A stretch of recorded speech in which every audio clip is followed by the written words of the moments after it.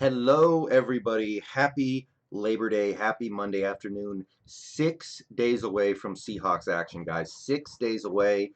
Again, it doesn't really feel like it, but it seems to be a fact. We are 6 days away from meaningful Seahawks football. So this week, I'm going to be pumping out the videos. I'm going to be saying everything I need to say about this team before the season starts.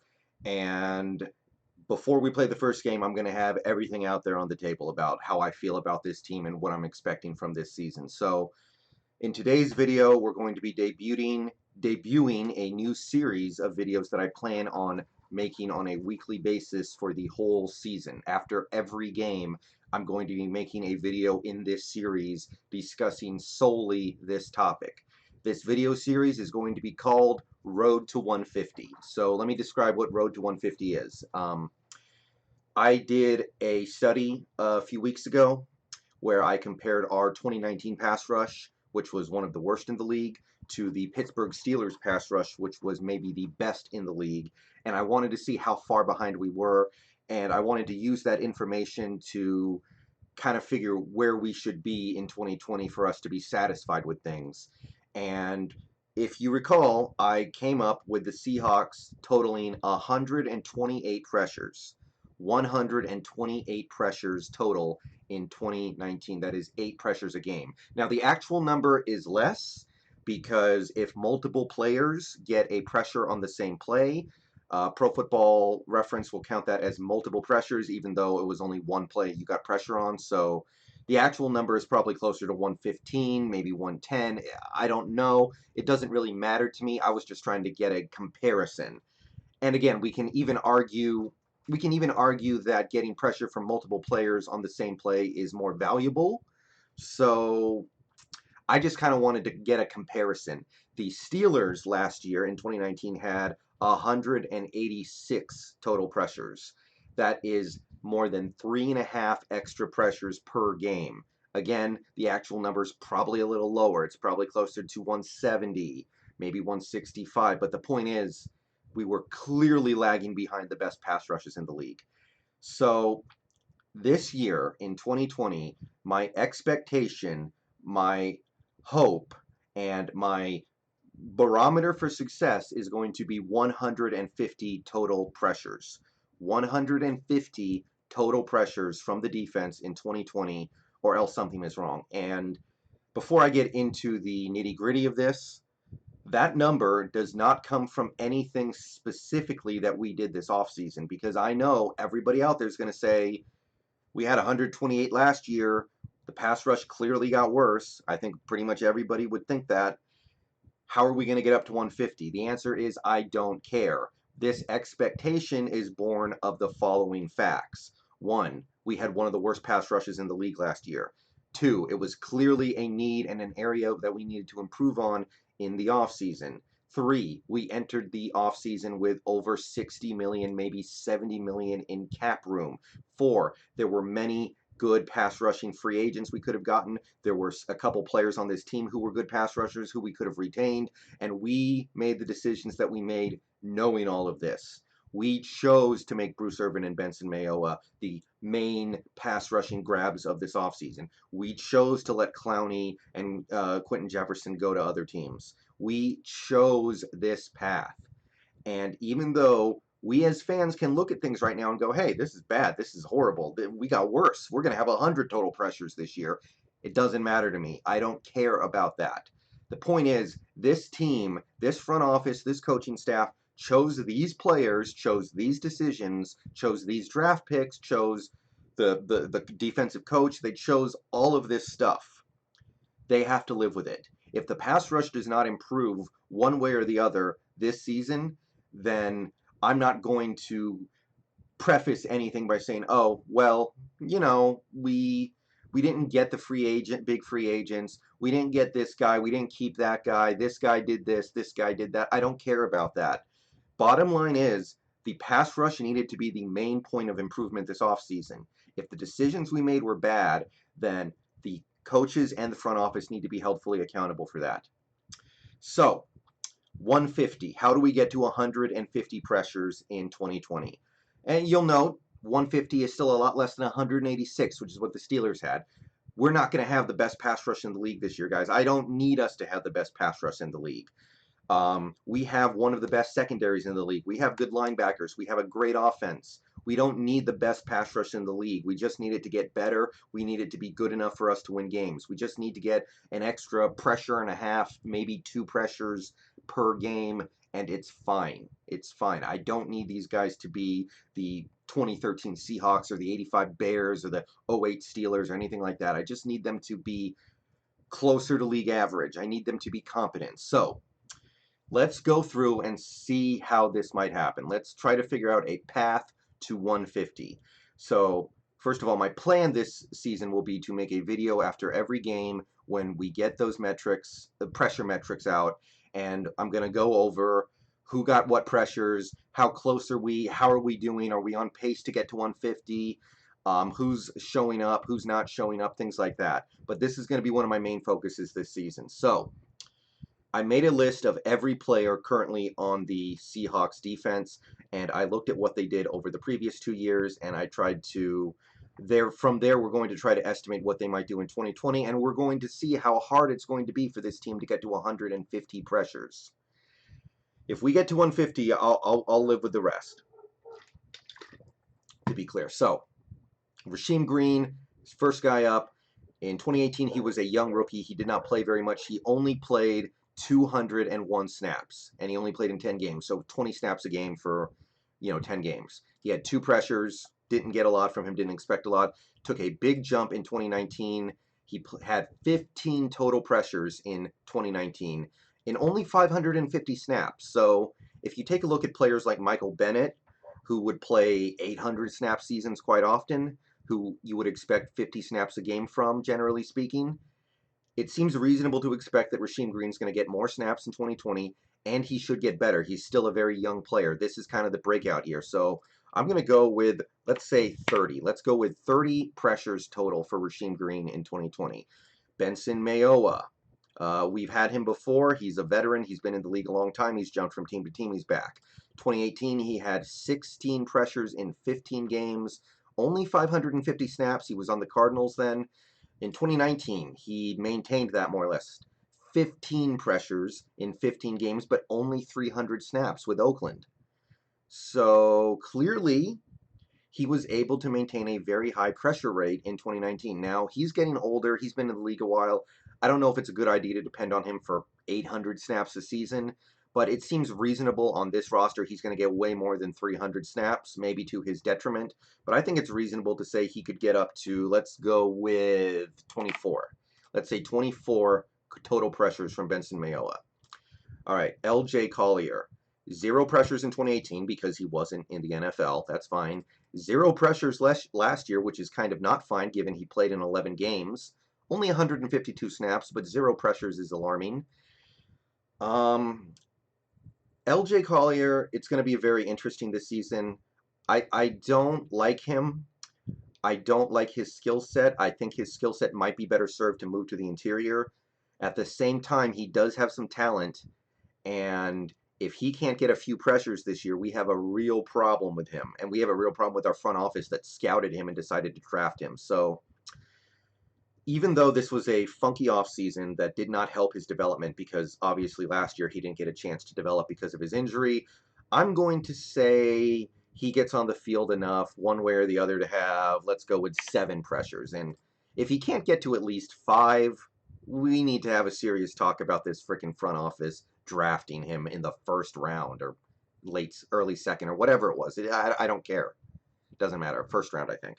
Okay, next up, Alton Robinson. No pressures in his NFL career because his NFL career has not started yet. NCAA both years. A lot of buzz around this guy in the offseason. I don't totally believe it, but I do believe he's going to play some. I do believe he has some pass rush skills. I'm going to say he gets to 4. Let's just go with 4. Let's be reasonable but a little optimistic. I'm going to say he gets 4 pressures this year. And now we have Damontre Moore. He's barely played the last 2 years, which is troubling, but he's actually had decent success pressuring the QB in the little he has played. He had 2 games with Oakland and 46 snaps in 2018 and got a pressure.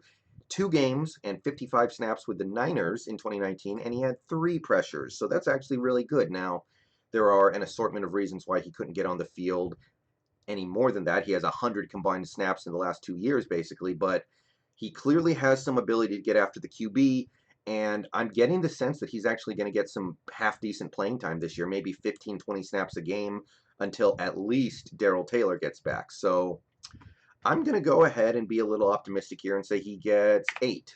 Let's go with 8. DeAndre Walker, this is a guy we just picked up. I will be mentioning him in a future video where I go through the final roster moves. But he's a very interesting player. I'm very excited to have him. He was in college ball in 2018, 2019. He did not play because he got hurt. Titans waived him. We picked him up. I think he's actually going to get to play a little bit this year. I think there's a lot of upside with DeAndre Walker. I don't think this year is the year he's going to realize it just because he's still coming back from an injury. He doesn't have NFL experience, and this was a funky offseason anyway. But I'm going to say he gets to 3 pressures. Let's go 3 pressures. Why not, right? Let's go 3. Let's say he gets on the field a little bit and does that. Okay, moving on. Jarran Reed. This is kind of the big X factor for this defense, in my opinion. In 2018, he had 31 pressures, a career high, a career year for Jarran Reed. 31 total pressures in almost 800 snaps, almost 50 snaps a game. The next year, everything went wrong. He got suspended for 6 games, and in the 10 games he played about the same number of snaps per game, just under 50 per, but his pressures dropped to 13. So he just really fell off. Not nearly as effective of a rusher. I don't think he was as effective against the run. This is the prove it year. This is the show me year. It's not a contract year, but it's almost a contract year because his contract is fully voidable for next year. So what's he going to do this year with 16 games, hopefully, of NFL snaps? I'm going to hedge a little bit here. I'm going to go with 25. I'm going to say he gets 25 total pressures in 2020. Not as much as he did in 2018, but enough of an improvement to say it was reasonable to keep him around. Okay, Poona Ford, defensive tackle number 2. If you look at his past, 7 total pressures in 2018, even though he only played in 231 snaps. At this point, it actually really looks like Poona might be coming along as a dual threat defensive tackle. 2019 didn't happen. He was still good. He was still effective. Poona played well against the run. He was valuable. But his snaps went up to 500. He played in 15 games and only had 4 pressures. So is he just a one-dimensional run stuffer? Does he have that extra gear in him to get after the QB? We're going to find out this year probably because he's probably going to play a decent number of snaps because of our defensive tackle depth being so thin. I'm going to say I've never seen Poona as a real pass rusher, so I'm going to go with 5. Let's go with 6, actually. I'm going to say better than last year, but he's not really going to emerge as a dual defensive tackle threat. He's just a very, run stuffy defensive tackle. Okay, Brian Monet, the 3rd defensive tackle. He was in college football in 2018. 2019, he had 1 pressure in 4 games, only 89 total snaps, barely on the field. It's kind of anybody's guess here, but I will say this. Monet will probably get on the field more this year because of our tackle depth. So I would say let's go with 3. It would not surprise me if we brought in some kind of free agent to shore up our defensive line at some point, which could take Monet off. But for now, I'm going to just say 3. Just sounds like a good number. Although any guess is good as any other guess at this point. Darrell Taylor is the final defensive lineman we'll be talking about here. He's starting the season on the NFI. We don't know when he's going to be back. We don't know what he's going to look like when he gets back. Honestly, Darrell Taylor is in a very similar boat to LJ Collier last year in that he was injured in the offseason and it prevented his ability to really get acclimated to the game when he got back. So Darrell Taylor, I think he's a lot better than LJ Collier, especially at rushing the passer. So I think when he gets back, he will be able to make some kind of impact here, but not a big one. I don't have high expectations for his rookie season simply because you can't really get ready for the NFL when you're injured the whole offseason. So I'm going to go with 3. I'm just going to say he finds a way to get 3 pressures over the year, but pretty low expectations for him as a rookie because of that injury. So that gets us to 113 pressures from the defensive line. I would be pretty happy with that, but will that actually get us to 150 if you take in the whole defense? So let's keep moving on. Linebacker, Bobby Wagner, played almost a full season in 2018, had 6 pressures. played a full season in 2019, over 1,000 snaps, had 6 pressures. So let's just give him 6 again. You know, he likes that number. Who am I to say it's wrong, right? So let's go with 6 total pressures from Bobby in 2020. Why not? KJ Wright, very limited season in 2018. Only had 223 snaps in 5 games, 1 pressure. Last year, however, he played a full season, almost 1,000 snaps, and only had 1 pressure again. It's not really part of his game. It never has been. However, we did see some good work from him in the pass rush in the playoffs. I think he had a sack and a half on Josh McCown. So I'm gonna say let's go 2. You know, let's go shoot for the stars here. Let's say he gets 2 pressures in 2020. Why not, right? Okay, next up is Bruce Irvin. This guy is one of the biggest wild cards on this pass rush. 2018, he was on the Falcons and the Raiders. He only had 500 snaps and he got 15 pressures. Pretty decent. But last year was a really surprising, almost career year from him in terms of rushing the passer. He only had 13 games, over 600 snaps barely with the Panthers, and he had 23 pressures. Now, I don't know if that was necessarily a good thing. Bruce Irvin was part of one of the worst run defenses in NFL history. He has to own a part of that. I'm sure his play was part of the reason why the Panthers couldn't stop the run. But he got after the quarterback, and that's what we need right now. So I think Bruce Irvin is going to play a lot of defensive end this year. I think we're going to use him to rush the passer a lot this year. And I think he's going to be able to keep up some of the good stuff we saw from him in Carolina last year. So in the spirit of being optimistic, which is what this video is all about, let's say he gets to 18. Let's go with 18 and see where that leaves us by the end. So that's a little more than 1 pressure a game. I'd be pretty happy with that personally. All right, so backup linebackers now. Jordan Brooks, college, no NFL experience so far. I don't know how much Jordan Brooks is going to get on the field, even if there's an injury. Jordan Brooks is a rookie with a bad offseason under his belt, so we can't really expect the world from him as a rookie. I don't even know if he's going to see the field very much.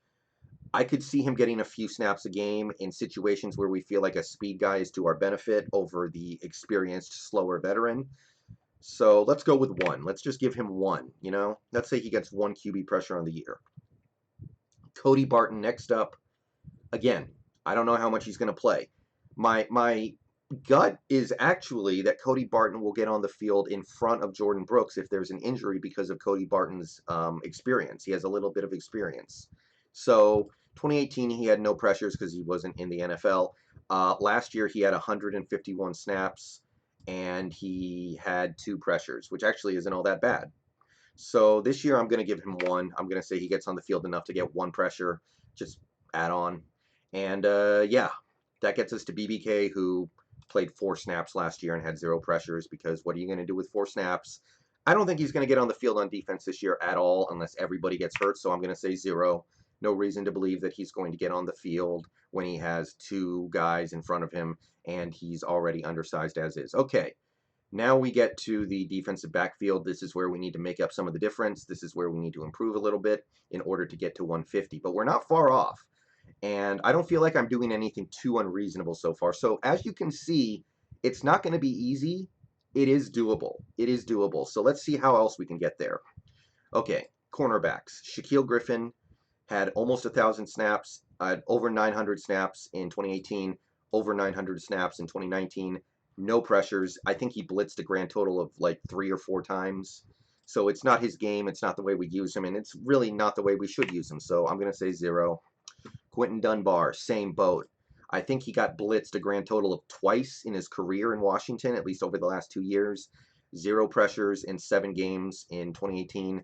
0 pressures in 11 games in 2019. It's just not his game.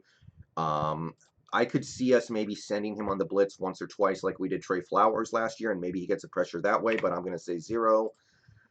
Speaking of Trey Flowers, 0 pressures in 900 snaps in 2018, but 2 pressures in almost 1,000 snaps last year. So he had 2 pressures last year as we sent him on the blitz a couple times. I know he had a sack against the 49ers. So it seems like blitzing is something that Trey Flowers can do a little bit of. So I'm going to go ahead and give him 1. I don't think he's going to get on the field as much this year because of the Quentin Dunbar trade, but I'm going to say he finds his way out onto the field every now and then, and we send him on a blitz or 2 because it seems to be something he's pretty good at. So I'm going to give him 1. Ugo Amadi is the fourth cornerback right now. He had no pressures in 2018 because he wasn't in the NFL. No pressures in 76 defensive snaps last year. I don't see him getting on the field that much, especially because of Marquise Blair, who I'm going to get to in a moment. 0. Nico Thorpe played a grand total of 51 defensive snaps over the last 2 years. No pressures, no reason to see that changing. So, now we have the final batch of players to go over. Let's take a look at the safeties. And this is where things can get really interesting because of one player in particular, Jamal Adams. This is where we can make up some of the deficit. So he had 10 pressures in over 1,100 snaps in 2018 with the Jets. Last year, he missed some games. He only had 961 snaps with the Jets, 16 pressures, more than one pressure a game from a safety. This is where we can make up some of the deficit from the line and the linebackers. This is where we can make a bit of a difference. I don't expect us to blitz nearly as much as the Jets blitzed. I'm not an idiot. I know that this team is not going to send Jamal Adams as much as the Jets did last year, but we would be stupid to not send him at least some. So I'm going to go ahead and say he gets 9 QB pressures this year, but this is a huge wild card, guys. If we blitz him more, he is capable of getting way more pressures than this. All right, Quandre Diggs. With Detroit in 950 snaps in 2018, he had a pressure. Last year, he obviously had a shortened season because of injury and the trade. 600 snaps, no pressures. Let's say he gets 1. Like, why not?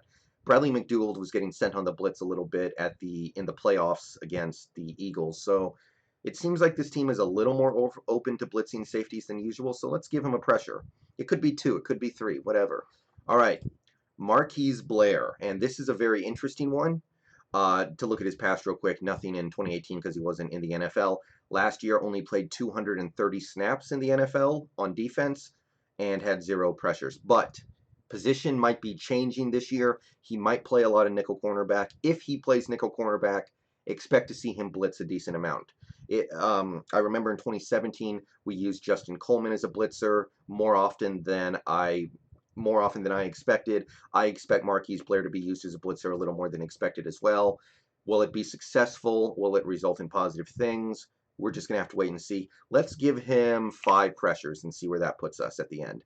Let's say 5. It could be a couple more, could be a couple less, but I expect a few out of Blair. Mostly playing cornerback. And Delano Hill had 2 pressures in 2018, playing in over 300 snaps. He had a pressure last year playing 300 defensive snaps. I'm going to say he gets on the field a little bit. It's either 0 or 1. Let's just give him 1. Let's be nice to Delano Hill. And that's everybody on the defense. So where did that get us? What is the grand total, assuming these priors? 158. So that gets us there with a little bit of room to spare. So I don't feel like I did anything crazy in this video. I don't feel like I did anything overly unrealistic. Okay, Rasheem Green, this is kind of his best case scenario, according to a lot of people. Benson Mayowa could easily be closer to 15 or 20 than he is to 24. Some of these rookies or second-year players might not do jack shit. I was very optimistic on DeMontre Moore. There's definitely some stuff here that could disappoint a little bit. Don't get me wrong, and it could add up.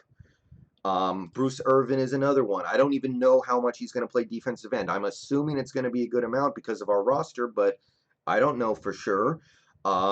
Jamal Adams, we could blitz him less. We could blitz him even less than this. He could get 5 QB pressures. Blair might not get any because he doesn't play very much nickel cornerback, and it ends up being somebody like Amadi who might not have that in his skill set. So there are unknowns. I am being a little optimistic here. I'm not going to lie about that, but the path to 150 is clearly there in my opinion. So I'm not ruling it out. This is me being the most realistically optimistic that I can. I got us to 158. Are there going to be injuries? Probably, almost certainly. Are there going to be disappointments? Almost certainly. But at the same time, there can be some happy surprises. There can be some positive surprises here. So it's doable, and more than that, it should be expected. There should be no excuses for this team to not be able to improve their pass rush significantly this season. If they don't, that means the front office failed this offseason, and the front office needs to be held accountable for that, period. So those are my expectations. One final note, I have another tab here. Potential free agents. Let me just blow this up a little bit for you. And basically, these are two guys that I expect us to bring on at some point this season, or, well, one of these two guys. Sorry, let me expand this out a little bit. Damon Harrison, also known as Snacks, as you can see, he has a history of being able to get some pressures, but last year he only had 2 in limited snaps with the Lions. Marcel Darius, kind of the same thing. He had 6 in 2018 and then 2 in 2019. Not a lot there, but every little bit counts. And if we bring in one of these two guys to play for us, maybe after week 2, maybe after week 3, I don't know, maybe after somebody gets hurt, they should chip in at least a little bit. So, road to 150, guys. Are we going to get there? How do we get there? Who am I overestimating? Who am I underestimating? Am I underestimating anybody's ability to get to the QB? What do you guys think? All right. If it doesn't happen, expect me to make videos about how this front office failed this offseason and needs to be held accountable for it. But if they get there, props to them. All right. This is a long video, but this is going to be a recurring series all year unless something strange happens. So I wanted to go ahead and say everything I needed to say in this video. This is how we get there, guys. This is how we can get there. A lot of people, including myself, are a little down right now, a little pessimistic, but let's be optimistic for a minute here, guys. This is how we get there. Peace out, go Hawks. See you guys tomorrow. See you guys tonight in the stream. Let's go. 6 days.